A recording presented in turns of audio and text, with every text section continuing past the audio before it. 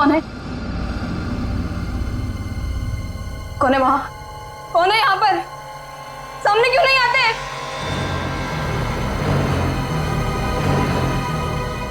बस बहुत हो गया, बंद करो ये खेल, बंद करो ये खेल।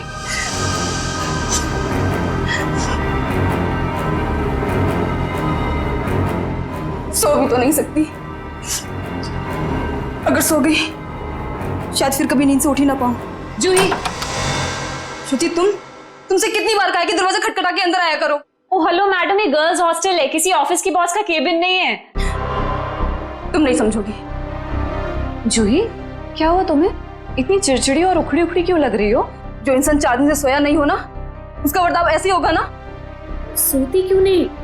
मैंने कहा था ना तुमसे, वो सिर्फ और सिर्फ सपने हैं, उनका कोई मतलब नहीं है। श्रुति, सिर्फ सपना नहीं है वो, जो मेरे ऊपर बीत रही है वो तेरे पर बीत रही होती तब तुझे मेरी तकलीफ पता चलती। मैं तेरी तकलीफ समझ रही हूँ जूही, लेकिन तू मेरी बात नहीं समझ रही है। जैसा तू सोच रही है वैसा कुछ भी नहीं है। नहीं, चल अच्छा, अब थोड़ी देर आराम कर। चल श्रुति ने अब तो गहरी नींद में सो जा। मेरी बात मान जूही, सो जा थोड़ी देर। मैं नहीं सोऊंगी श्रुति। सो जा जूही, तुझे मुझ पे भरोसा है कि नहीं? है ना? तू अभी आराम से सो जा, मैं तेरे कमरे के बाहर ही हूँ। वो सपने फिर आएंगे श्रुति। नहीं आएंगे। Good night. साल भर पढ़ाई करते तो आज नौबत तो ना आती। मुझे बहुत डर लग रहा है यार, कुछ भी तो कंप्लीट नहीं हुआ है। मैं तो श्रुति से न... श्रुति, पता है मैं तुझे ही ढूंढ रही थी।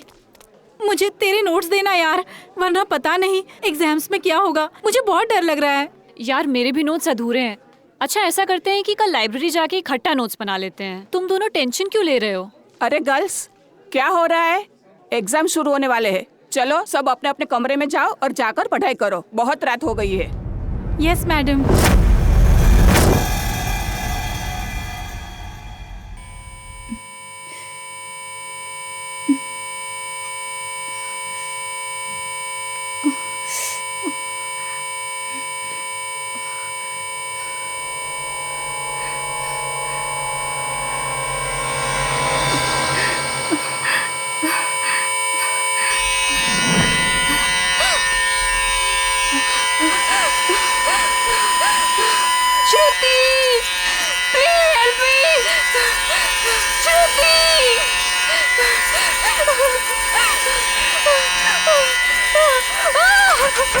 ये दरवाजा क्यों बंद है? श्रुति, ये लाइट क्यों नहीं जल रही है?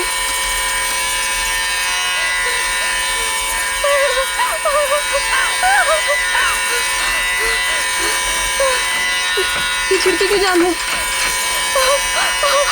बंद करो ये आवाज, मेरे कान के पट्टे फट जाएंगे।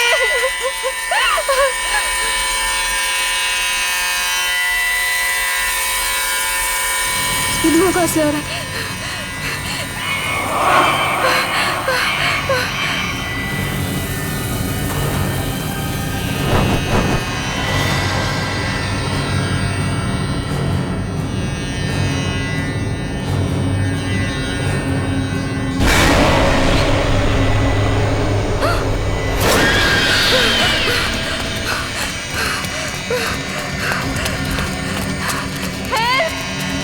कोई बचाओ मुझे! हेल्प! कोई है? बचाओ! Please help me! कोई है? कोई बचाओ मुझे! मत मारो मुझे! मत मारो! मत मारो मुझे! मत मारो!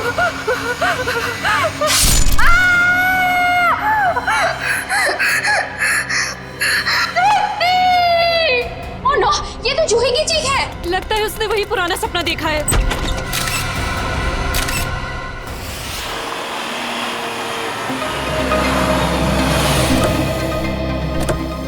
आशिया, क्या पता चला? सर, मरने वाली का नाम जूही है। वैसे भोपाल से है, मगर यहाँ MBA की पढ़ाई के लिए आई थी। सर, लगता है जब वो सो रही थी उस वक्त किसी ने चाकू मार के उसका खून कर दिया। जूही का कमरा कहाँ है? सर, ऊपर। सर, एक और बात, जब उसका खून हुआ उस वक्त उसके कमरे में और कोई भी नहीं। ऐसा कैसे हो सकता है शिया? कोई ना कोई तो होना चाहिए। ऐसा जरूरी नहीं है सर, इस तरह की मौतों में कई बार आत्माओं का हाथ होता है। प्लीज, एसीपी सर मुझे पहले ही बता चुके हैं आपकी इन कहानियों के बारे में। बेहतर होगा कि इन मर्डर केसेस के साथ ये आत्माओं की कहानियां ना जोड़ें। प्लीज, समझ गए? यही कमरा है? Yes sir. आइए। एक्सक्यूज मी, प्लीज एक सेकंड, एक्सक्यूज मी।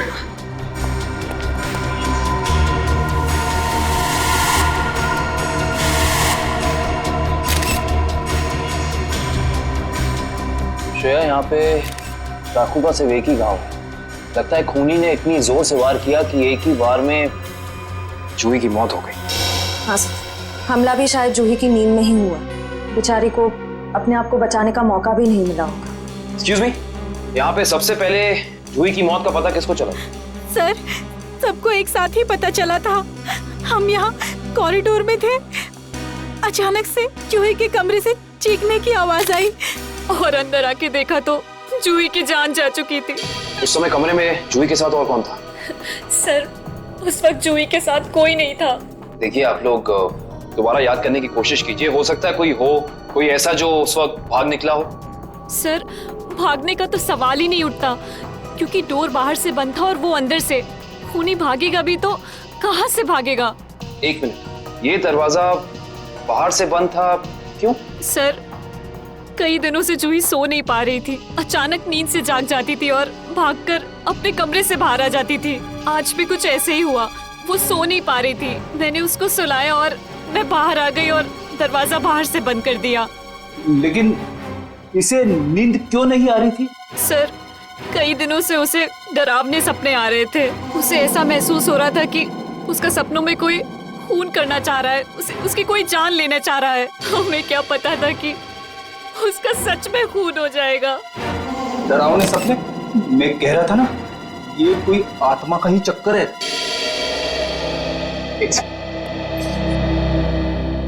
आपको कितनी बार बताया है कि आत्माओं की बातें सबके सामने मत किया करिए। वो लोग क्या सोचेंगे सीआईडी के बारे में? सॉरी।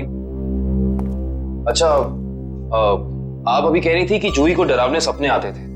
कभी उसने आप लोगों के साथ कुछ शेयर किया कि उसे किस चीज के सपने आते हैं? कुछ भी? सर, उस ड्रॉर में जूही का स्केच बुक है। उस ड्रॉर में? जी सर। Sketch book? ये बुक? जी सर। ये चाकू? सर, ये वही चाकू है जिसे लेकर कोई उसका पीछा करता था सपनों में, उसे मारने के लिए। ये देखो, ये चाकू बिल्कुल ऐसा ही है जिससे जूही का कत्ल हुआ। हाँ सर।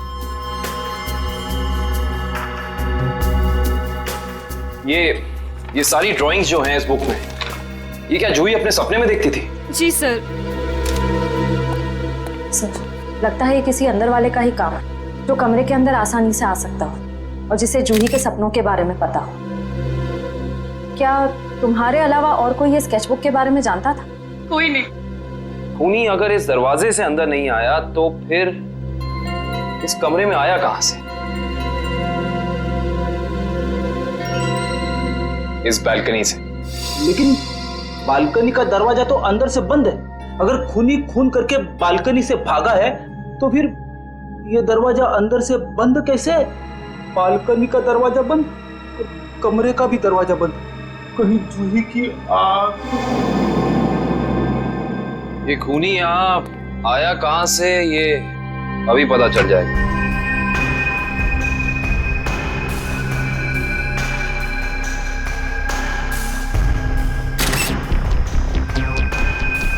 ये देखो, जूते के निशान। हो ना हो खूनी इसी बालकनी से चढ़कर आया। लेकिन बालकनी का दरवाजा तो अंदर से बंद था, तो फिर खूनी यहाँ ऊपर चढ़ के कमरे के अंदर आया कैसे होगा? ये भी पता चल जाएगा फ्रेडी जी। बस एक बार जूही के मौत के कारण पता चल जाए, कुछ तो होगा यहाँ, कोई सबूत कुछ तो होगा। इधर देखो, ये पाइप, इसी वाटर पाइप से चढ़कर खूनी इस बालकनी तक आया है। यहाँ के वॉचमैन से मिलना पड़ेगा। माफ कर दिए साहब, गलती हो गई। इसे गलती कहते हो तुम? एक इंसान गर्ल्स हॉस्टल की बालकनी में चढ़ जाता है, अंदर कमरे में जाके खून कर देता है, और तुम्हें कुछ पता भी नहीं चला? बस साहब 15 मिनट के लिए मेरी आंख लग गई थी। मैं सपने में भी ऐसा नहीं सोच सकता था कि उस दौरान ऐसा कुछ हो जाएगा। तुम्हारी 15 मिनट की लापरवाही की वजह से एक लड़की की जान चली गई, उसकी जिंदगी लौटा सकते हो तुम?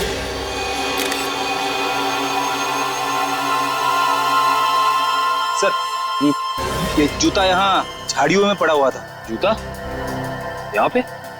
हो ना हो, ये जूता उसी खूनी का है। सर ये तो किसी आदमी का जूता लगता है। यानी बालकनी में जो इंसान चढ़ा था वो कोई आदमी था? सुनो, ये जूते को पहचानते हो? नहीं साहब। दोबारा याद करके बताओ, सही से याद करो। कोई इंसान यहाँ आया था जिसने ये लाल जूता पहना था? मैंने नहीं देखा, शायद अंजलि मैडम ने देखा हो, वो हमेशा रिसेप्शन पे बैठती है। ये अंजलि मैडम को बुलाओ, जाओ। जी सर। अगर ये जूता यहाँ है तो कुछ और भी जरूर होगा, ढूंढते हैं।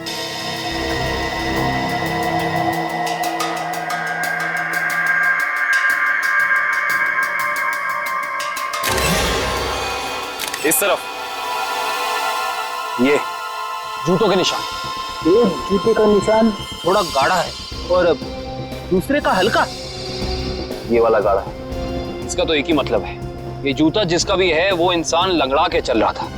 वो लंगड़ा के इसलिए चल रहा था क्योंकि जब वहां बैल्कनी से वो नीचे आया उसे चोट लग गई, फिर वो यहाँ से भागा और यहाँ पे जूता रह गया। हाँ साहब, मैं ही अंजलि हूँ। आपने मुझे बुलाया? जी अंजलि जी, हमें आपसे कुछ सवाल पूछने थे। जी। अंजलि जी, आपने इस लाल जूते को देखा? मेरा कहने का मतलब है किसी इंसान को इसको पहनकर यहाँ आते हुए देखा, लंगड़ाते हुए? हाँ साहब, मैंने देखा था। मनीष लंगड़ाते हुए जा रहा था। मनीष? ये मनीष कौन है? जूही का दोस्त है। अंजलि जी, जब वो यहाँ आया, ये गर्ल्स हॉस्टल है राइट, आपने उसको रोका नहीं? मैंने उसे रोका पर वो रुका ही नहीं। और क्या? मनीष अक्सर जूही से मिलने हॉस्टल आया करता था, पर कुछ दिनों से उन दोनों के बीच में अनबन चल रही थी। किस बात को लेकर अनबन चल रही थी? मुझे उस बारे में कुछ पता नहीं। कोई बात नहीं, अब तो इस बारे में हम मनीष से ही पूछ लेंगे।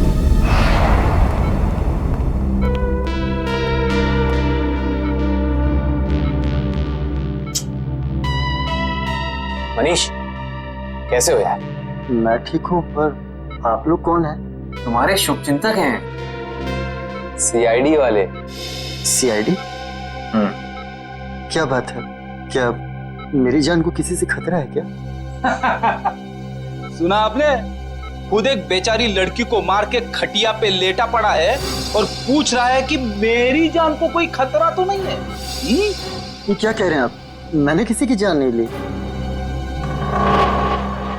मनीष, ये पाँव में चोट कैसे लगी तुम्हें? वो मैं सड़क पार कर रहा था तो एक बाइक वाले ने टक्कर मार दी मुझे। सड़क पार कर रहा था बेचारा, टक्कर मार दी? वैसे ये हादसा हुआ कहाँ? एमआई रोड पे, जीपीओ के सामने। जीपीओ के सामने? तभी तो। वैसे अगर ऐसा था तो ये लाल रंग का जूता जो तुम्हारा है, हमें पता है जीपीओ के सामने मिलना चाहिए था। पर कमाल की बात देखो, ये जूता हमें स्वर्णिमा गर्ल्स हॉस्टल के बाहर मिला। कैसे? मेरा जूता वहां कैसे पहुंचा? देखो मनीष, हमसे झूठ बोलकर कोई फायदा नहीं है। सच निकालने के और कई तरीके आते हैं। बेहतर होगा हमें सब सच बता दो। क्यों मारा तुमने जूही को? क्या जूही की मौत हो गई? खून हो गया उसका। क्यों गए थे तुम वहां? देखिए, मैं जूही के बालकनी में गया जरूर था, लेकिन मैंने जूही को नहीं मारा। इतनी रात को तुम वहां क्या करने गए थे मनीष? मुझे उससे बात करनी थी। ऐसी कौन सी बात थी जो तुम दिन के उजाले में नहीं कर सकते थे, जिसके लिए तुम्हें रात के अंधेरे का सहारा उठाकर चोरों की तरह पाइप से चढ़कर उसकी बैल्कनी तक जाना पड़ा? मैं उससे माफी मांगना चाहता था। दरअसल मैंने उसके दोस्ती को प्यार समझने की गलती की थी, लेकिन जब मैं वहां पहुंचा तो मैंने देखा कि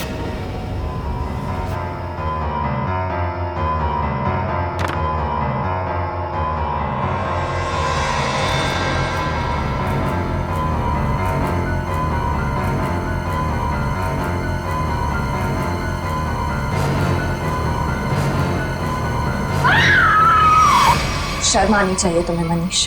उसकी मदद करने की बजाय तुम वहां से भाग गए। यही है तुम्हारा प्यार? अगर किसी ने वहां मुझे देख लिया होता तो इल्जाम तो मुझे पर आता ना। देख तो तुम्हें लिया ही था। अंजलि जी ने तुम्हें रोकने की कोशिश भी की पर तुम रुके नहीं। ये सब छोड़ो, हमें ये बताओ कि जब तुम वहां थे तो उस वक्त कमरे में और कौन था? मैंने वहां किसी को नहीं देखा। हेलो, क्या एक और खून? कहां पे?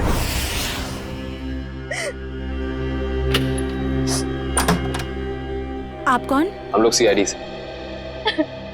आइए।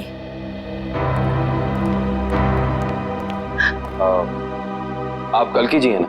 जी, मैंने ही आपको फोन किया था। मेरी सहेली मीरा का खून हो गया है। उसकी लाश ऊपर उस कमरे में पड़ी है।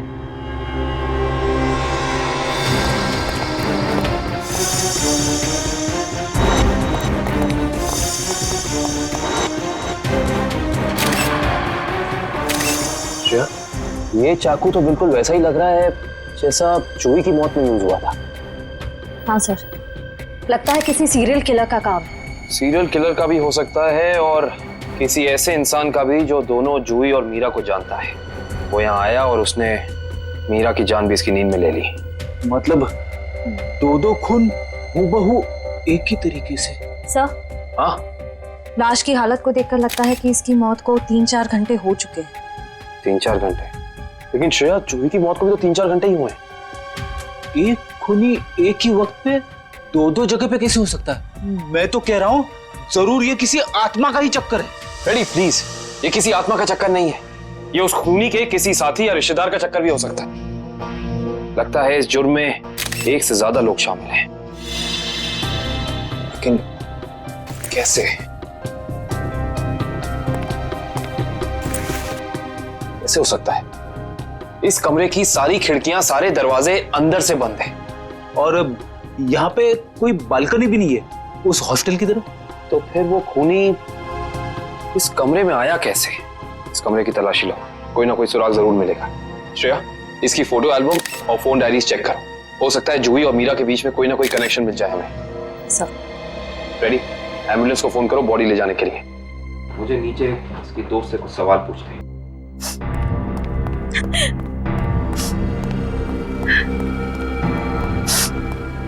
कालकी जी। जी।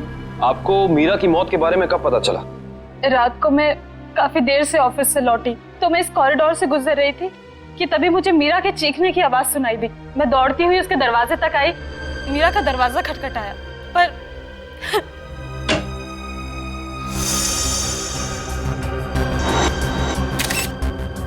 फिर क्या हुआ? मेरा मतलब जब आप यहाँ आई तो ये दरवाजा खुला था कि बंद था? दरवाजा बंद था तो मुझे वॉचमैन को बुला के दरवाजा खुलवाना पड़ा। कल्कि जी, जब आप यहाँ पे आई तो आपको यहाँ इस घर में कोई भी निकलते हुए यहाँ से दिखा, भागते हुए दिखा? नहीं।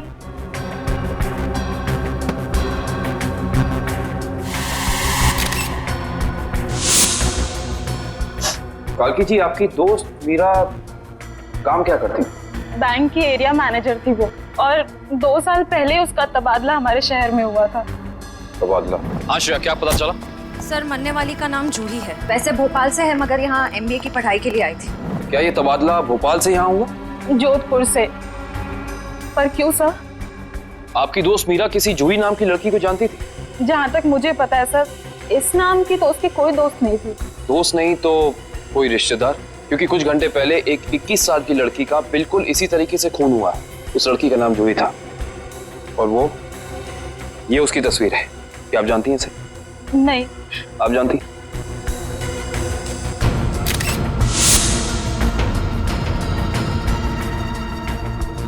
ये क्या हो रहा है हमारे शहर में?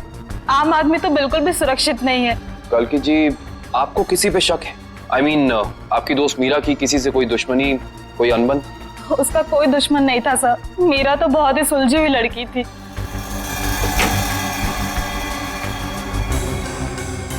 अच्छा, ये तस्वीर देखिए।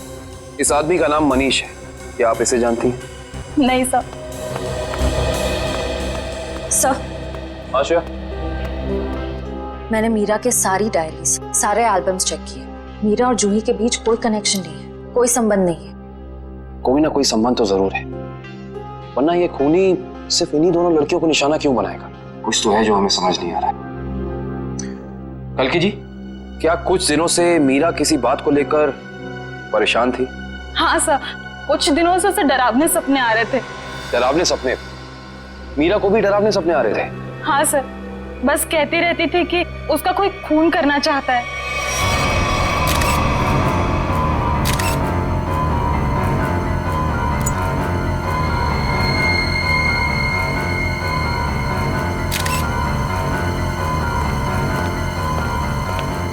ये कैसे हो सकता है सर? जूही और मीरा को ठीक एक तरीके के सपने कैसे आ सकते हैं? सर, खूनी के अंदर आने का रास्ता तो नहीं मिला है, लेकिन ये स्क्रू मिला है मीरा के बेड के नीचे से। एक काम करिए, वॉचमैन से पूछताछ कीजिए, देखिए क्या पता चलता है मीरा के बारे में। तब तक इस स्क्रू की गुत्थी को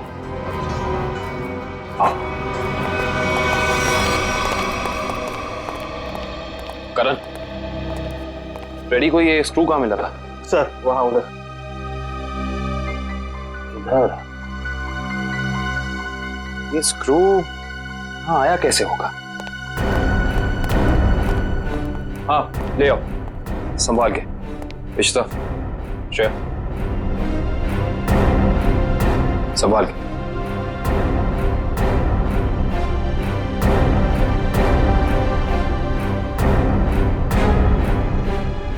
इश्ता,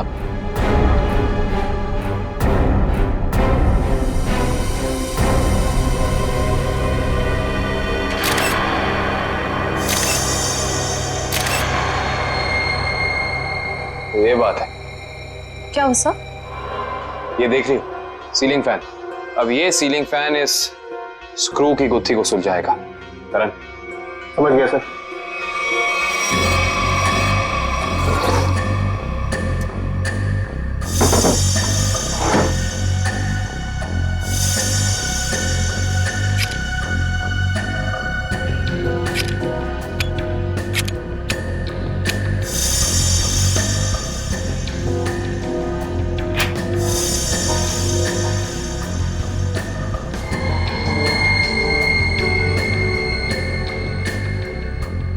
फैन को उल्टा करो।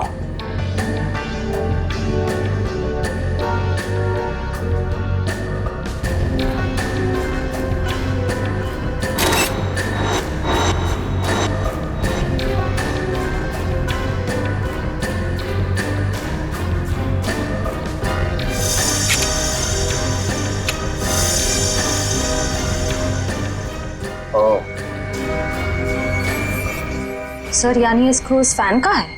हाँ श्रेया, किसी ने इस फैन के साथ छेड़खानी की है, अभी पता चल जाएगा।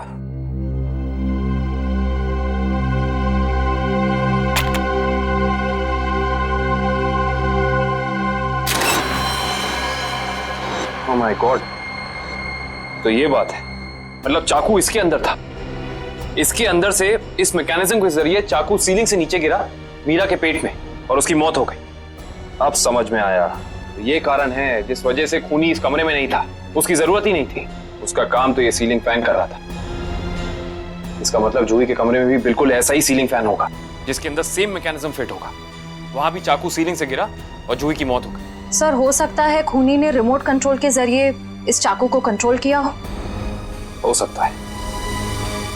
और सवाल यह है श्रेया कि खूनी को कैसे पता चला कि सही वक्त रिमोट बटन दबाने का कौन सा था? हाँ सर, क्योंकि ना तो हमें मीरा के कमरे से कोई कैमरा मिला, ना ही जूही के कमरे से, जिससे ये पता चले कि खूनी दोनों लड़कियों पर नजर रख रहा था।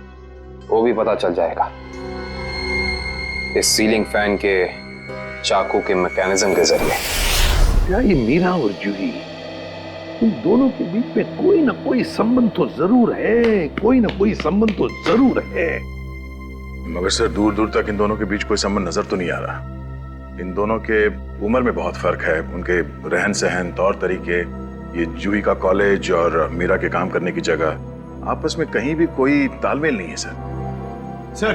हाँ सर, वो फैन और चाकू का मैकेनिज्म रेडी है। चलो देखते हैं।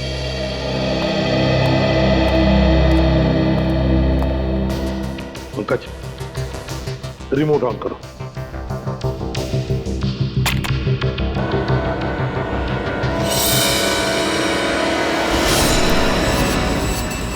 मतलब जैसे ही रिमोट का बटन दब गया, इस फैन के मैकेनिज्म के अंदर जो इंफ्रारेड लाइट थी वो ऑन हो गई, लॉक खुल गया और उसकी वजह से ट्रिगर ऑन हो गया। ट्रिगर ऑन होने से इसके अंदर जो छुपा के रखा था चाकू, वो सीधा नीचे गिर गया, सीधे उसके शरीर के अंदर जो फैन के नीचे सोया हुआ था।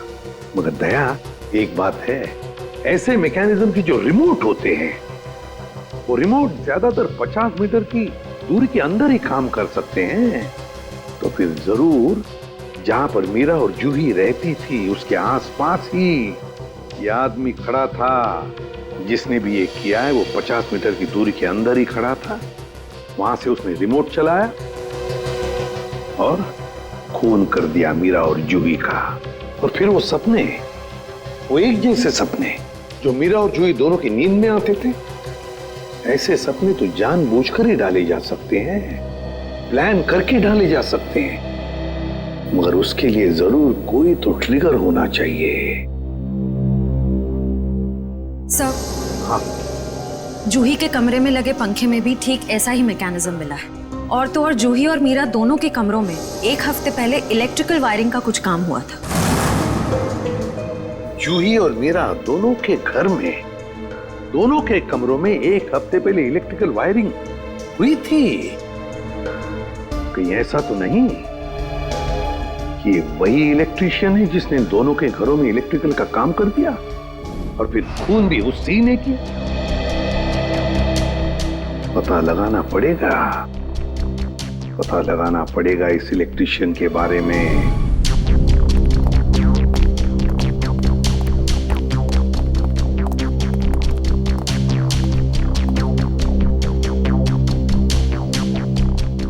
ना ही मीरा के मोबाइल पे कोई अलार्म था और ना ही जूही के मोबाइल। फिर दोनों को एक ही वक्त एक जैसे सपने कैसे आ सकते हैं? इसका मतलब सपने ट्रिगर करने वाला मैकेनिज्म यहीं कहीं है। सर, ये देखिए, इस पे अलार्म है, लेकिन सुबह 6 बजे का। 6 बजे का? पर मीरा की मौत तो 3 बजे हुई थी, तो सपने शुरू करने का ट्रिगर लगभग 1 या 1.5 के बीच का होना चाहिए। यह भी तो हो सकता है कि किसी ने मीरा को सम्मोहित कर दिया। ऐसा नहीं हो सकता फ्रेडी, क्योंकि अगर ऐसा होता तो मीरा के दिन भर का हाव भाव, चाल चलन सब प्रभावित होता। पर ऐसा नहीं हुआ। नहीं, कुछ है यहाँ जो हम अभी तक देख नहीं पा रहे। ढूंढो, यही है।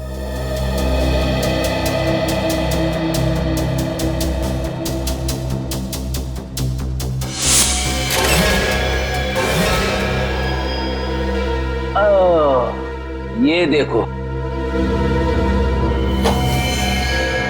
टीवी के पीछे ये बॉक्स लगा हुआ था। बॉक्स? कहीं ये ट्रिगर मैकेनिज्म इस बक्से के अंदर तो नहीं फिक्स किया हुआ है?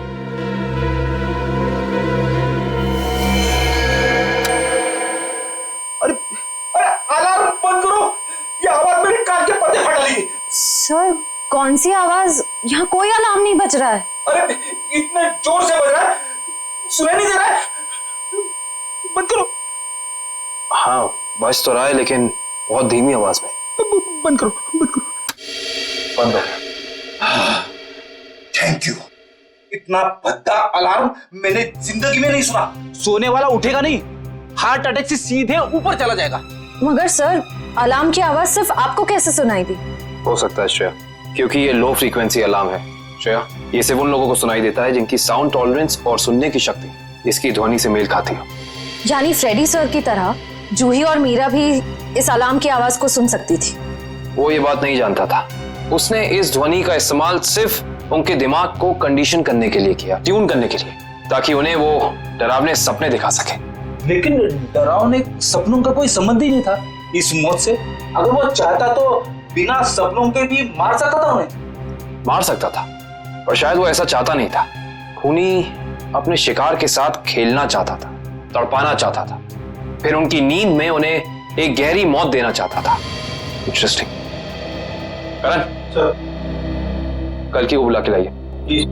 को ये देखो।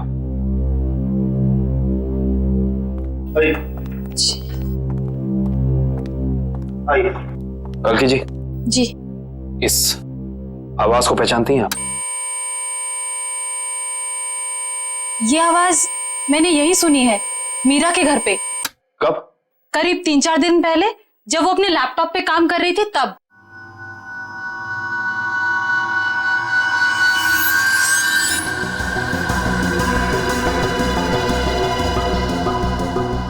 आपको मीरा के लैपटॉप का पासवर्ड पता है? नहीं सर। हमें कंप्यूटर एक्सपर्ट से इसका पासवर्ड ब्रेक कराना होगा, लेकिन मुझे लगता है कि हमारे सारे सवालों के जवाब इसी लैपटॉप के अंदर है, इसके अंदर।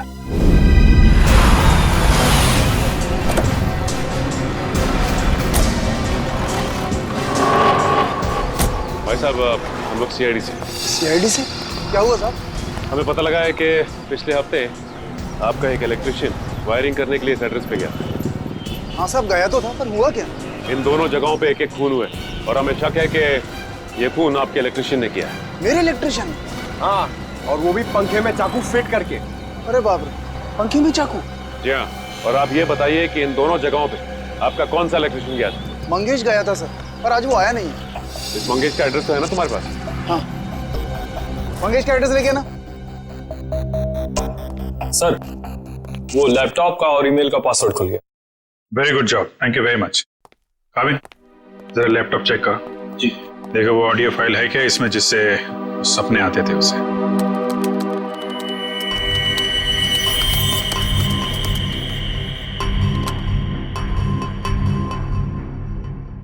सर, इस कंप्यूटर में कोई ऑडियो फाइल नहीं है। हाँ, लेकिन मीरा के ईमेल अकाउंट में एक वीडियो फाइल दिख रही है। Video file? खोलो खोलो इसे जरा।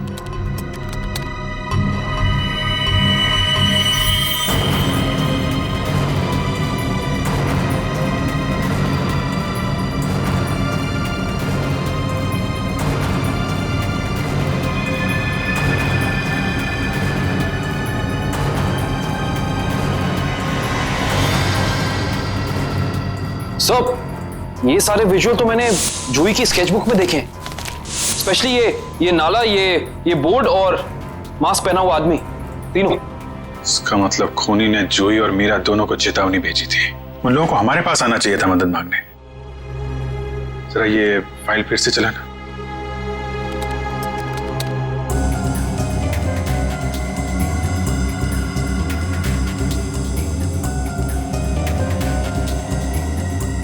Pause pause pause.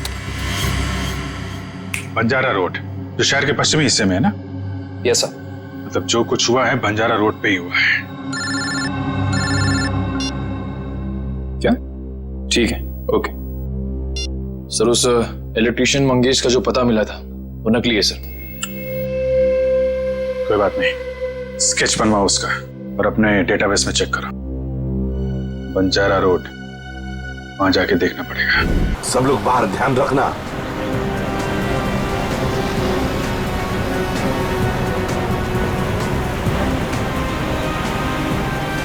आराम से पंकज, आराम से। एक मिनट।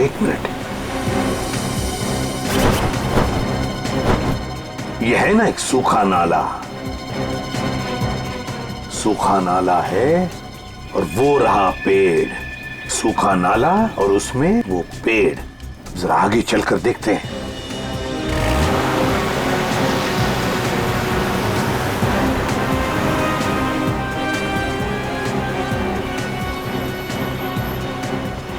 एक मिनट पंकज, एक मिनट।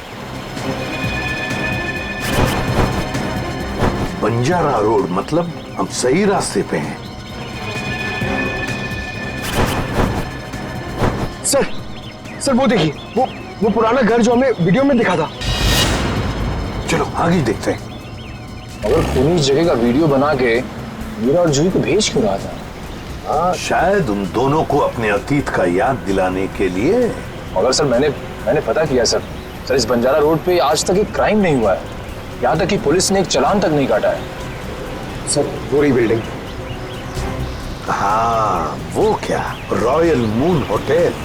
ले लो अंदर।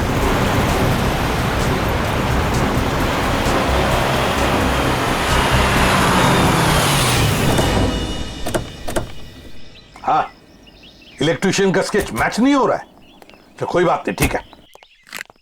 Welcome sir. कहिए मैं आपकी क्या सहायता कर सकता हूँ? हम लोग सीआईडी से हैं। दरअसल एक केस के सिलसिले में कुछ पूछताछ करनी थी आपसे। सीआईडी?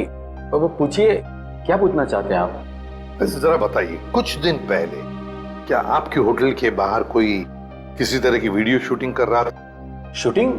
नहीं सर, हमारी होटल के बाहर शूटिंग या फोटोग्राफी की अनुमति नहीं है।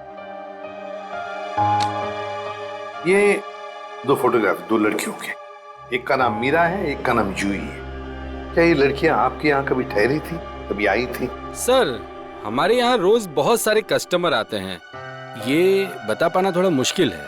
मैं समझ सकता हूँ, लेकिन हो सकता है आपके रिकॉर्ड में हो कुछ इनके बारे में। जरा देखिए। अलका, जरा रिकॉर्ड्स चेक करना। सर। हाँ सर, ये दोनों गेस्ट हमारे होटल पे रुके थे पिछले साल 17 मई 2013। 17 मई 2013 मतलब एक साल पहले।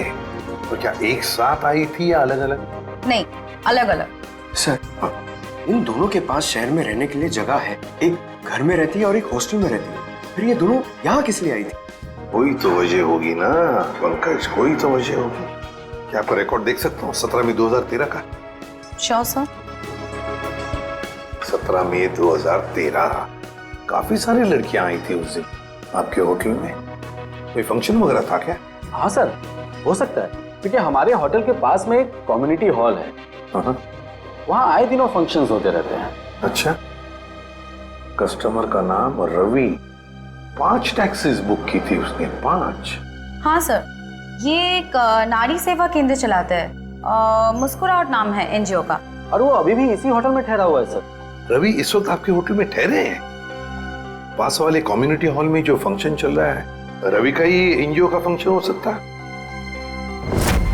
रवि सर, मैं आपका जितना भी शुक्रिया अदा करूं उतना कम है। आप सोच नहीं सकते, ड्रग्स के नशे से मुक्ति मिलने के बाद मैं जिंदगी के ऐसे ऐसे रंग देख रहा हूं जिन्हें ड्रग्स के नशे ने अंधकार में डाल दिया था। वेरी गुड मिश्रा, लेकिन इसमें मुझे शुक्रिया कहने की कोई जरूरत नहीं। ये सब तुम्हारे धैर्य और दृढ़ इच्छा शक्ति का कमाल है।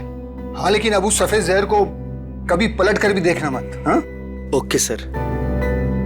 माफ कीजिएगा रवि जी, आपको मैं इंटरप्ट कर रहा हूँ, लेकिन ये जरूर कहूंगा कि आप बहुत ही अच्छा काम करते हैं, बहुत ही पुण्य का काम करते हैं हमारे देश के नौजवानों को ड्रग्स में से बाहर निकाल कर। सर, आप एसीपी प्रद्युमन है ना सर? जी हाँ, मैं एसीपी प्रद्युमन। सर, हमने बहुत किस्से पढ़े हैं सर आपके बारे में, और तभी से आपसे मिलना चाहता था सर, लेकिन अब आप सर बैठे क्यों सर, प्लीज। सर, क्या लेंगे सर आप? चाय, कॉफी, कुछ? एक ठंडा लेमन आइस टी। जी, ठंडा लेमन आइस टी तो नहीं मिलेगी, साधारण चाय चलेगी। रवि जी, हमें कुछ नहीं चाहिए, कुछ नहीं चाहिए, थैंक यू वेरी मच। बस एक जरूरी काम है आपके पास। 2 लड़कियों के बारे में हम कुछ इंफॉर्मेशन चाहते हैं। कौन सी 2 लड़कियां सर? ये जूही और ये मीरा, क्या आप बता सकते हैं कि पिछले साल ये दोनों आपके इस एनजीओ में आई थी? जूही और मीरा? हाँ सर, ये सर आई थी दोनों यहाँ पर। एक्चुअली सर, इन्हें भी ड्रग्स के नशे की बुरी लत पड़ गई थी सर, इसलिए ये दोनों आई थी यहाँ हमारा सेमिनार अटेंड करने के लिए। लेकिन सर, इस बात को तो करीब 1 साल हो गया है। अब इनके बारे में पूछताछ। इन दोनों लड़कियों का खून हुआ है। क्या खून हो गया? लेकिन सर, कैसे, किसने किया सर? बस वही पता लगाना है, इसलिए हम चाहते हैं कि अगर आपको इन दोनों के बारे में कोई खास बात मालूम हो, कोई यादें हो आपके पास इनके बारे में, तो मदद हो जाएगी हमारी तहकीकात करने में। कोई खास बात इस वक्त तो याद। हाँ सर, याद आया सर, एक लड़की थी मोनिका, इन दोनों को उसकी चिंता बहुत सताती रहती थी सर। मोनिका? जी। क्या वो भी यहाँ आपके ड्रग रिहैबिलिटेशन सेंटर में आई थी? आई तो थी सर यहाँ पर, लेकिन वो ड्रग्स के खिलाफ अपनी लड़ाई जीत नहीं पाई सर। दरअसल सर, 1 साल पहले अपनी बिल्डिंग की छत से कूदकर उसने आत्महत्या कर ली थी सर, ड्रग के नशे में। मोनिका ने आत्महत्या कर ली? जी सर। उसका पता तो होगा ना आपके पास? जी सर, मोनिका का एक ही सगा भाई है, अमित। मोनिका की मौत के बाद सारी प्रॉपर्टी, सारी जायदाद उसी के नाम हो गई। तो क्या मोनिका के भाई ने प्रॉपर्टी के लिए अपनी बहन का खून किया? ये भी तो हो सकता है कि मोनिका ने आत्महत्या की हो। मैंने कहा ना, काम हो जाएगा। जी कहिए। आपका नाम अमित है? जी हाँ, मगर आप लोग? सीआईडी, मोनिका के बारे में कुछ सवाल करने थे आपसे। ओह, 1 साल हो गया मेरी बहन को मरे, लेकिन अब भी कोई ना कोई आकर मेरे पुराने जख्म को रहता रहता है। पूछिए, क्या पूछना है आपको? देखिए अमित जी, हम आपका दुख समझ सकते हैं, मगर क्या करें, 2 खून हुए, इसलिए आपकी बहन के बारे में कुछ सवाल करने आए हम लोग। 2 खून? मगर किसके? जूही और मीरा का। ये दोनों आपकी बहन मोनिका के दोस्त थे ना? हाँ, बदकिस्मती से ये मेरी बहन के दोस्त थे। बदकिस्मती से? क्यों? वैसे तो मीरा और जूही तुम्हारी बहन की बहुत फिक्र करते थे। अगर सच में उन्हें मेरी बहन की फिक्र होती तो वो फिर से उसे ड्रग्स की खाई में ना धकेलते। क्या वो दोनों फिर से मोनिका को ड्रग्स की लत लगाना चाहते थे? हालांकि वो दोनों खुद ड्रग्स से छुटकारा पाना चाहते थे। मुझे नहीं पता कि वो आदत से छुटकारा पाने आए थे या दोबारा ड्रग एडिक्ट्स को बढ़ावा देने, लेकिन इस काम में एक और भी था उनके साथ। हाँ, विशाल। विशाल? ये विशाल कौन? विशाल जूही और मीरा को ड्रग्स देता था और ये बात मोनिका जान गई थी। लेकिन जब उन लोगों को पता चला कि मोनिका को उनका राज पता है, तो उन्होंने उसे फंसाने के लिए उसके बैग में ड्रग्स डाल दी। वो पकड़ी गई, उसके ऊपर पुलिस केस भी हुआ। वो ये सदमा बर्दाश्त नहीं कर सकी और उसने आत्महत्या कर ली। सर, कोई तो है जो मोनिका की मौत का बदला ले रहा है। जूही और मीरा पहले ही मर चुकी हैं। अब अगला नंबर शायद विशाल का। अमित, कल रात तुम कहाँ थे? आप मुझ पे शक कर रहे हैं? क्या करें, शक करने की आदत जो है हमें। और फिर तुम तो अपनी बहन के सबसे करीबी हो ना। मुझसे ज्यादा करीबी तो उसका मंगेतर था, रणविजय। दोनों ने जन्मों जन्मों तक साथ रहने की कसमें खा रखी थी। रणविजय? ये रणविजय यही है ना? हाँ, यही तो है वो। लेकिन रणविजय का स्केच आपके पास कैसे? हो सकता है मीरा, जूही और मोनिका की मौत का राज रणविजय जानता हो। Thank you Ranvijay. सब वो रहा विशाल का घर। विशाल की जान को खतरा हो सकता है।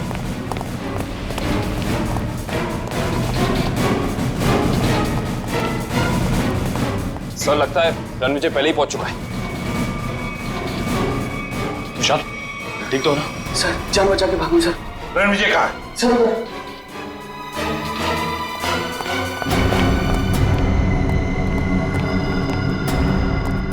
यहाँ तो कोई भी नहीं है। सर, शायद यहाँ से भागा होगा।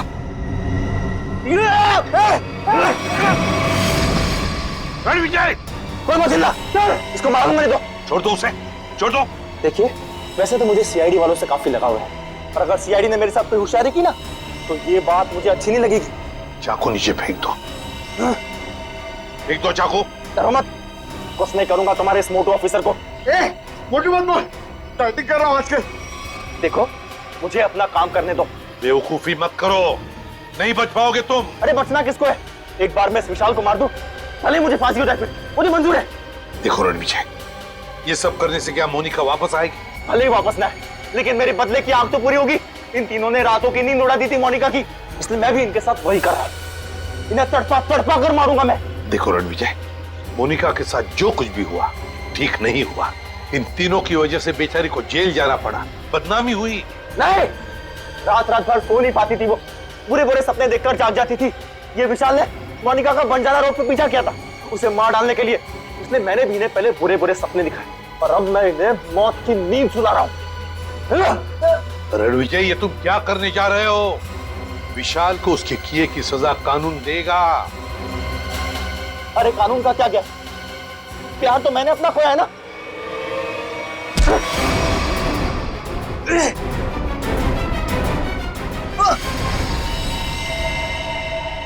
रणविजय, विशाल को तो उसके किए की सजा मिलेगी ही मिलेगी, मगर तुमने बदले की आग में दो खून किए, दो।